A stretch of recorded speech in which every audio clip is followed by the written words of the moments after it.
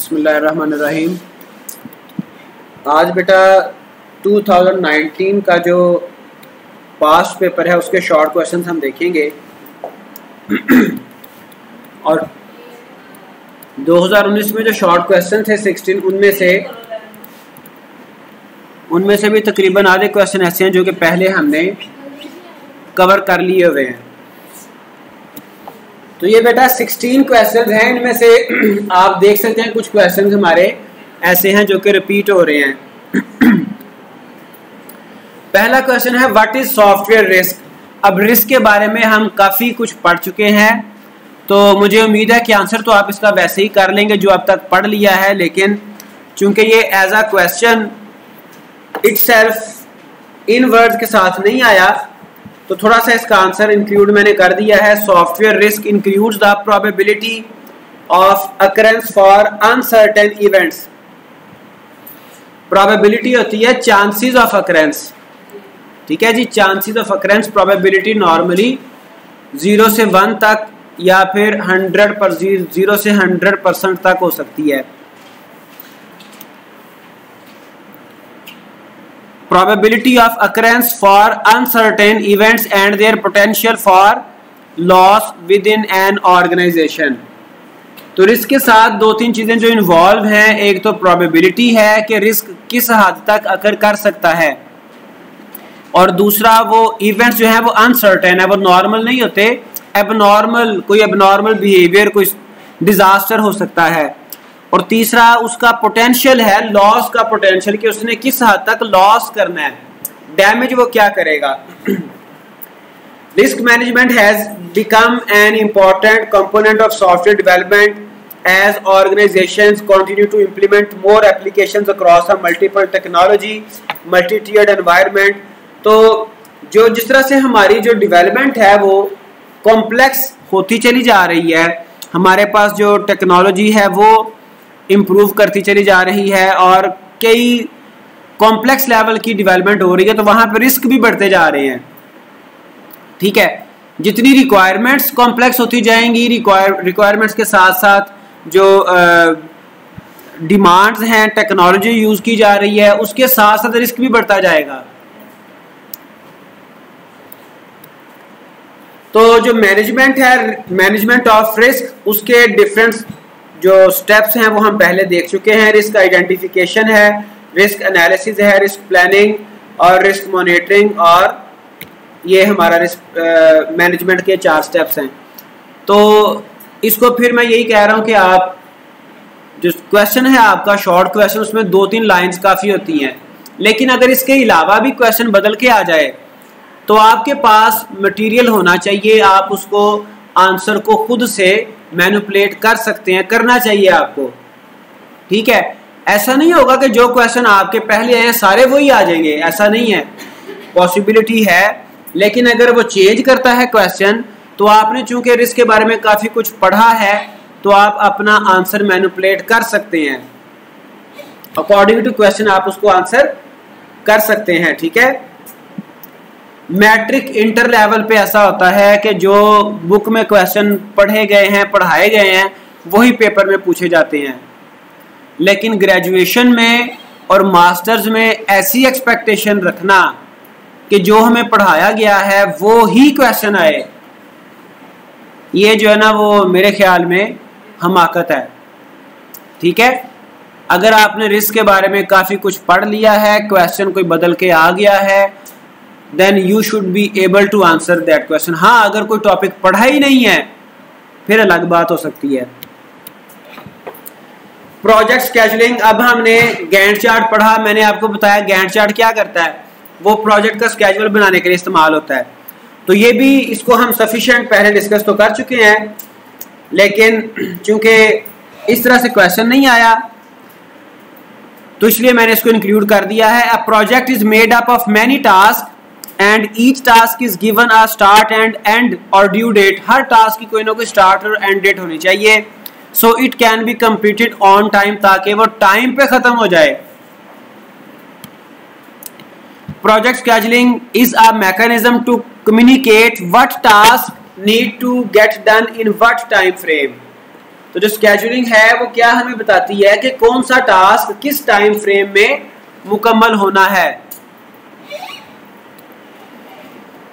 A project schedule is a document collecting all the work needed to deliver the project on time। तो ये सारा इस पे वो इंफॉर्मेशन रिप्रेजेंट की गई होती है जो ये बता रही होती है कि हमारा प्रोजेक्ट कब, ओवरऑल प्रोजेक्ट कब मुकम्मल होगा और उसका हर टास्क किस किस दिन में किस किस तारीख में मुकम्मल होगा। डिफाइन डिजाइन प्रोसेस, ये अगला क्वेश्चन है और इससे मिलता जुलता क्वेश्चन हम पहले भी आंसर कर चुके हैं।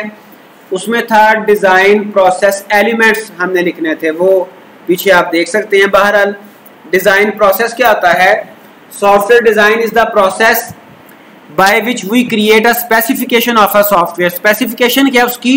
उसकी रिक्वायरमेंट्स, उसकी functionalities intended to accomplish goals using a set of primitive components and subject to constraints.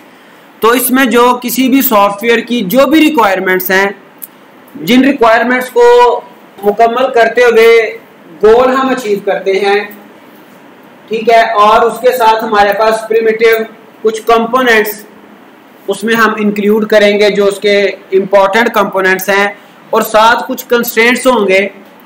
तो वो वाला डॉक्यूमेंट जिसपे ये सारी चीजें रिप्रेजेंट की गई हो। कॉन्स्ट्रेंट्स क्या होते हैं? कॉन्स्ट्रेंट बेटा लिमिटेशंस होती हैं, ठीक है। लिमिटेशन कंस्ट्रेंट से क्या मुराद है? आपको फर्ज करें कि मोबाइल एक दे दिया जाए, लिमिट, आपने जाना है यहाँ से ट्रैवल करना है इस्लामाबाद तक, आपको 200 रुपया दे दिया है, मोबाइल दे दिया है कि आपने जरा इस्लामाबाद पहुंचना है। ये कॉन्स्ट्रेंट है, 200 रुपीज है आपके पास, इससे ज्यादा नहीं है। कैसे पहुंचना है ये आपके पास लिमिटेशन है, ठीक है। जो यानी कि सिंपल सी एग्जांपल मैंने आपको दे दी है, तो इसके अलावा आप जो मर्जी एग्जांपल इस पे फिट कर सकते हैं। तो सॉफ्टवेयर के कंस्ट्रेंट्स क्या होते हैं? सॉफ्टवेयर का कंस्ट्रेंट हो सकता है कि इसने मिनिमल जो कंप्यूटिंग रिसोर्स है वो यूज करके आंसर अपना मुकम्मल करना है। इसने मिनिमम रैम यूज करनी है, इसने 100 MB से ज्यादा रैम ये यूज ना करे, ये उसका कंस्ट्रेंट हो सकता है। ये अपना आंसर जो है वो विद इन 2 सेकेंड हमें वो प्रोवाइड करे, ये कंस्ट्रेंट हो सकता है। इसके अलावा बेशुमार कंस्ट्रेंट हो सकते हैं। Software design usually involves problem solving and planning a software solution. इसमें प्रॉब्लम सॉल्विंग भी इंक्लूड है और सॉफ्टवेयर का सॉल्यूशन, उसका प्लान भी इंक्लूड है। डिजाइन असल में पूरा एक सॉल्यूशन ऑफर कर रहा होता है, ठीक है। जिस तरह से हम किसी भी कोई कंस्ट्रक्शन हो रही है, कोई कॉलोनी का डिजाइन है, आपके सामने कोई वो डिजाइन दे दिया जाता है, वो असल कॉलोनी नहीं है, लेकिन उसका सॉल्यूशन का प्लान तो है ना। इसी तरह से जो सॉफ्टवेयर का डिजाइन है वो सॉल्यूशन इटसेल्फ नहीं होता, लेकिन सॉल्यूशन का एक मॉडल जरूर होता है। This includes both a low-level component and algorithm design and a high-level architecture design। अब एल्गोरिदम डिजाइन, हम एल्गोरिदम पढ़ के आए हैं, हम फ्लो चार्ट पढ़ के आए हैं, ठीक है, वो भी एक तरह से आपका डिजाइन होता है। उसके अलावा इसके कंपोनेंट लेवल का डिजाइन भी होता है, आर्किटेक्चर, बेशुमार डिजाइन के लेवल्स हो सकते हैं।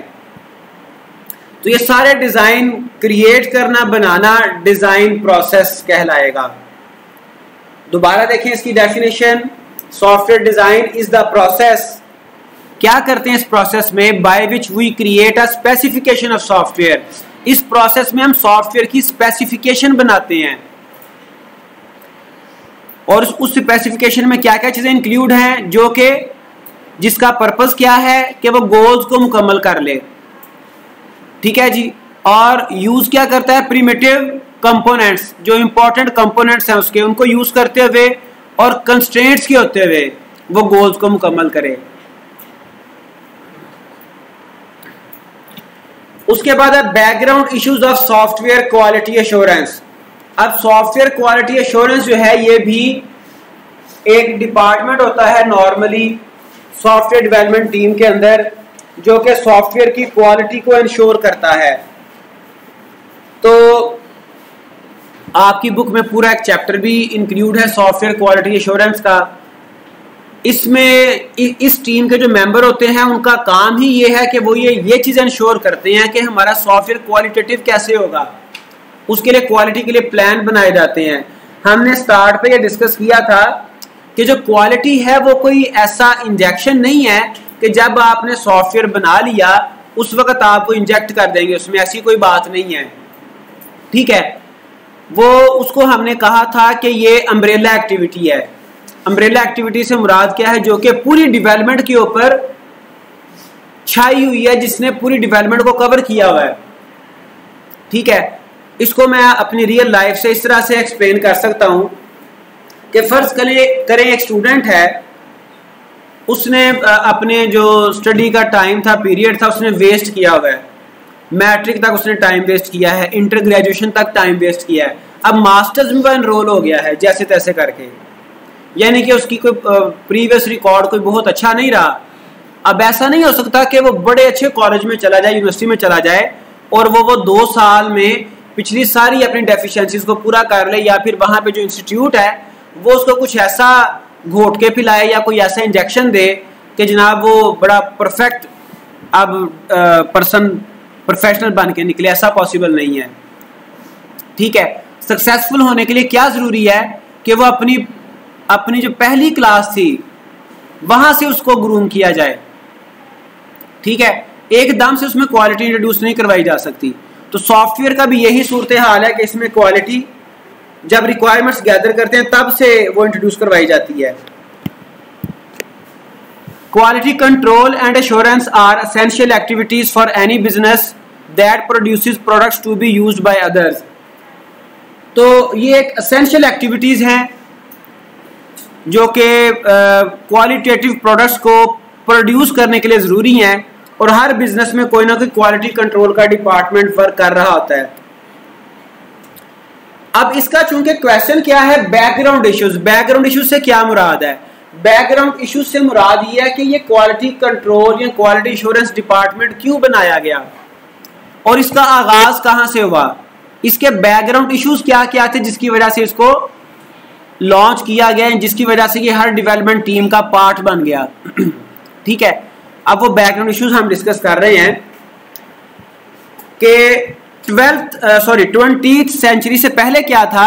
Quality control was the sole responsibility of the craft person who build a product. जो बंदा प्रोडक्ट बना रहा था उसकी अपनी रिस्पॉन्सिबिलिटी थी, उसका अपना मूड था, उसका अपना ज़मीर था, वो प्रोडक्ट को क्वालिटेटिव बनाए या कि ना बनाए। कोई ऐसा उसमें कोई ऐसा सेपरेट रोल नहीं था, कोई ऐसा इशू नहीं समझा जाता था। जो बंदा कोई प्रोडक्ट बना रहा है उसके ऊपर ही डिपेंड करता था क्वालिटी, वो अच्छी बना दे बुरी बना दे। आज भी ऐसा चल रहा है कई जगहों पे कि वो जो बंदा कहीं पे प्रोडक्शन कर रहा है उसके ज़मीर के ऊपर ही डिपेंड करता है। ठीक है, बहरहाल 20th सेंचुरी से पहले ये मामला थे। As time passed and mass production techniques became common place, जब बहुत ज्यादा तादाद में प्रोडक्शन शुरू हो गई तब क्या हुआ, quality control became an activity. तो उस वक्त क्वालिटी कंट्रोल बाकायदा एक एक्टिविटी बन गई। ठीक है, मैस प्रोडक्शन से मुराद क्या है, जब प्रोडक्शन बहुत ज्यादा बढ़ गई और इसको परफॉर्म कौन करता था, perform by people other than the ones who built the project.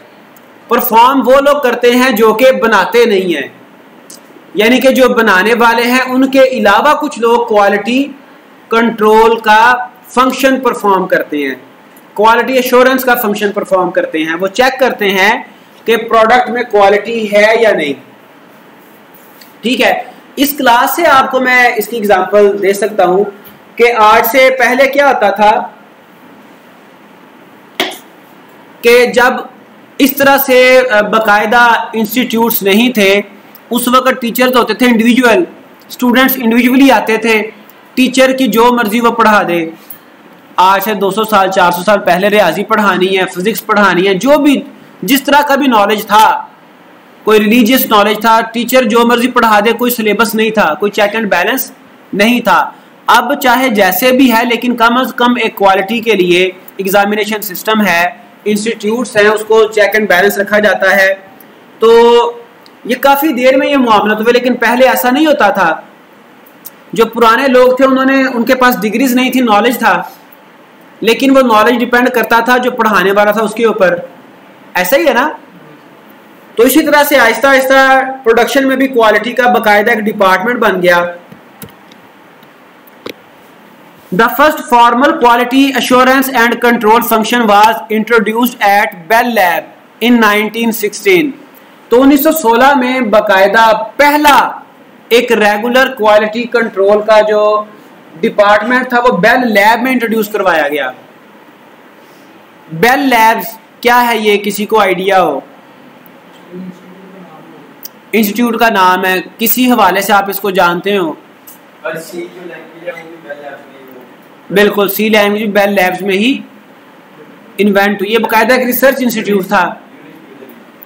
Institute था जहां पे कंप्यूटर साइंस के हवाले से रिसर्च वगैरह की जाती थी। तो 1916 में यहाँ पर पहला बाकायदा क्वालिटी एश्योरेंस का फंक्शन वो इंट्रोड्यूस करवाया गया और ये स्प्रेड हुआ rapidly throughout the manufacturing world.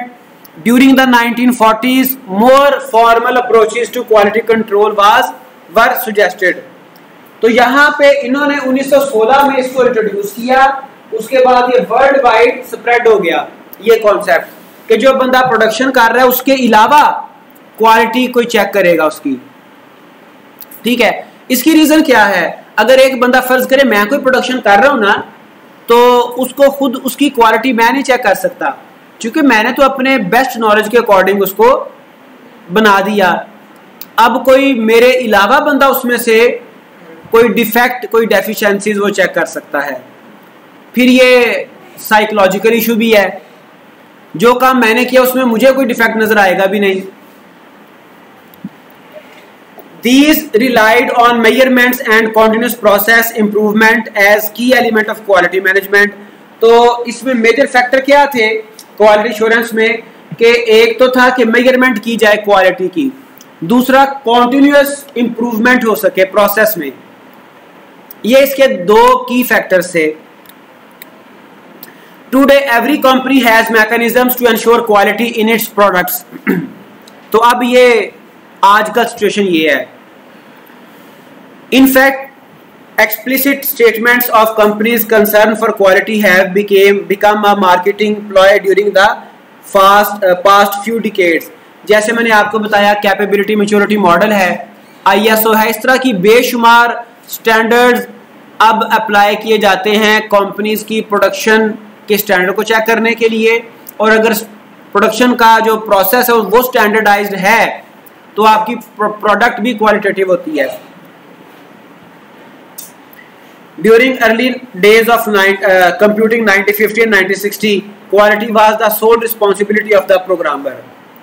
और 1950-60 की दहाई में जैसे बाकी प्रोडक्शन में क्वालिटी प्रोड्यूसर के ऊपर डिपेंड कर रही थी, तो 50-60 में जो सॉफ्टवेयर की क्वालिटी थी वो सिर्फ प्रोग्रामर के ऊपर डिपेंड करती थी 1950-60 में।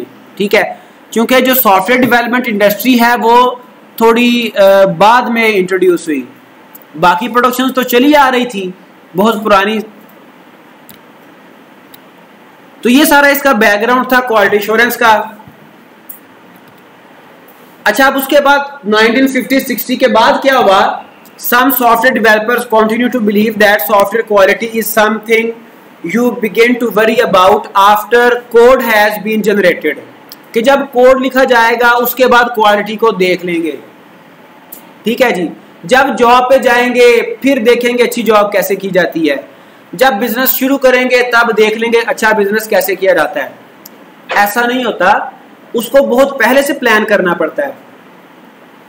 अगर आपने जॉब करनी है आईटी में, अगर आपने बिजनेस करना है, तो आप उसको 4-5 साल पहले अपनी स्टडीज में ही वो ट्रैक आप यानी कि फॉलो करेंगे, वो स्टडीज आप करेंगे जो आप करना चाहते हैं। लेकिन हमारे यहाँ पे कोई ऐसा ट्रैक होता ही नहीं है, हमारे यहाँ पे कोई गाइडलाइन ही नहीं होती। यहाँ पे क्या होता है, जो होगा देखा जाएगा। तो कुछ बाहर सॉफ्टवेयर डेवलपर्स भी बिलीव करते थे कि जब कोड लिखा जाएगा फिर क्वालिटी को देखेंगे, हालांकि ऐसा नहीं है। जब कस्टमर यूजर आपके पास आया कि मैंने ये सॉफ्टवेयर बनवाना है, उस वक्त से क्वालिटी शुरू हो जाती है, उस वक्त से क्वालिटी का मैटर स्टार्ट हो जाता है। आपने उससे रिक्वायरमेंट्स गैदर करनी है, रिक्वायरमेंट्स पूरी गैदर करें, कंप्लीट रिक्वायरमेंट्स उससे आप गैदर करें, उनमें कोई इनकंसिस्टेंसी नहीं होनी चाहिए, कोई प्रॉब्लम नहीं होनी चाहिए, कोई डेफिशिएंसी नहीं होनी चाहिए। बात समझ रही? वहां से क्वालिटी शुरू है। Nothing could be further from the truth. Software quality assurance is an umbrella activity, ये हम पहले भी डिस्कस किया, that is applied through out the software process. तो ये सारे प्रोसेस में एप्लीकेबल अप्लाई होती है, रिक्वायरमेंट्स गैदरिंग से लेके डिप्लॉयमेंट ऑफ सॉफ्टवेयर और उसके बाद भी। सॉफ्टवेयर क्वालिटी एश्योरेंस एनकम्पासेस, इसमें क्या क्या चीजें शामिल हैं? एसक्यूए प्रोसेस है, specific quality assurance and quality control task है, इफेक्टिव सॉफ्टवेयर इंजीनियरिंग प्रैक्टिस है जिसमें मेथड टूल्स आ जाते हैं, control of all software work products and the change made to them, a procedure to ensure compliance with software development standards, measurement and reporting mechanism, ये सारा इसका part है। ठीक है जी, ये सारी चीजें इसमें शामिल हैं। शुरू होता है एक प्रोसेस के साथ, एसक्यूए प्रोसेस होता है प्लान के अकॉर्डिंग, फिर उसके बाद कुछ कंट्रोल टास्क होते हैं, मेथड्स हैं, टूल्स हैं, ये सारी चीजें, इन सब चीजों को टेक केयर करना पड़ता है। फिर क्वालिटी अश्योर होती है। ठीक है, कोई एक मेथड नहीं है कि एकदम से हमने अभी वो मैट्रिक कर लिया, अब इंटर कर रहे हैं, अब जी क्वालिटी की बारी आ गई, नहीं, ऐसा कुछ नहीं है। उसके बाद नेक्स्ट क्वेश्चन है, name the levels of data and process modelling diagrams. Data process modelling diagrams के डिफरेंट जो नेम्स हैं। Data and process modelling is a way of developing a graphical model that shows how a system converts data into valuable information. तो अभी हमने previously काफी सारी diagrams पढ़ी हैं, डीएफडी पढ़ी अभी कल, जिसमें context level, level 1, level 2 diagrams देखी। उसमें आपने देखा कि सारा डाटा को ही डिस्कस किया जाता है, तो वो डाटा मॉडलिंग है। उसके बाद प्रोसेस मॉडलिंग है, जिसमें सिस्टम का फंक्शन, प्रोसेस डिस्कस किया जाता है, वो सारे प्रोसेस मॉडलिंग डायग्राम्स हैं।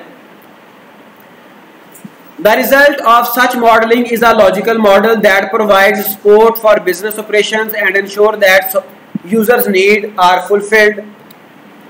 तो 3 तरह के डिफरेंट हमारे पास data process modelling diagrams normally हमारे डेवलपमेंट में मेजर डिस्कस की जाती हैं। एक डीएफडी है जो कि प्योरली डाटा को डील करती है, फ्लो ऑफ डाटा को डिस्कस करती है।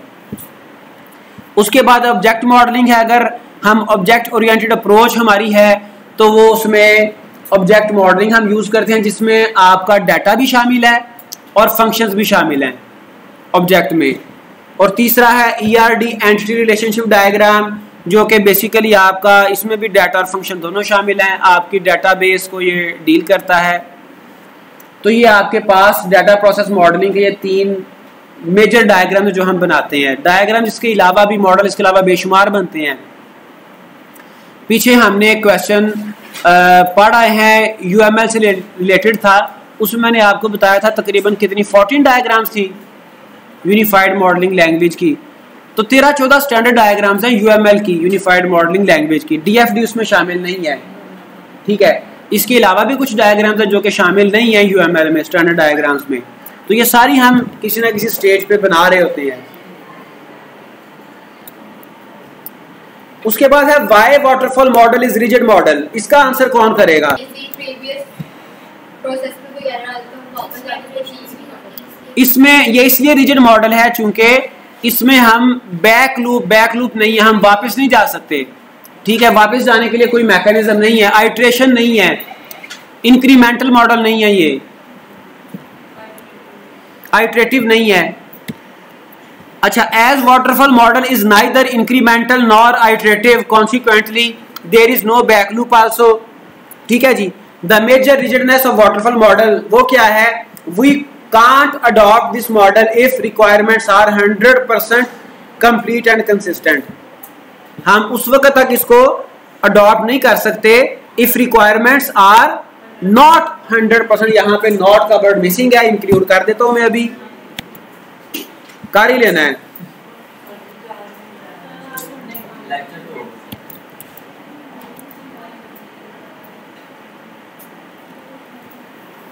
तो ये कंपोनेंट बेस्ड डेवलपमेंट, इसका सिंपल सा आंसर यही बनता है कि जी हम इसको प्रेफर करते हैं। क्यों? क्योंकि इसमें रीयूजेबिलिटी पाई जाती है। तो अभी हम इसको वाइंड अप इसलिए करते हैं चूंकि टाइम इस लेक्चर का हो गया है।